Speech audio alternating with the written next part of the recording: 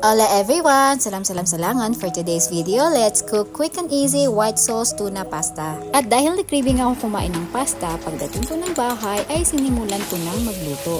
Dahil gutom ang person dahil kagagaling lang sa duty at pagod at nagmamadaling magluto dahil hating gabi na. Ginaya ko lang din guys yung nakita ko sa internet, pero since mahilig ako mag-explore ay binago ko yung ibang recados.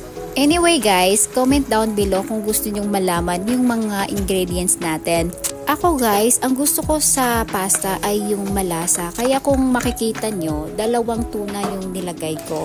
Pero originally, yung sa nakita ko sa internet, isa lang yung nilagay niya.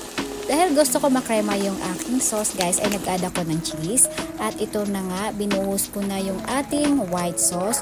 So while niluluto ko yung sauce natin, ay nakasalang na yung ating pasta. So ito, dinidrain ko na siya.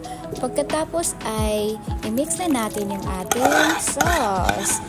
And ready to serve na ang ating white sauce tuna pasta.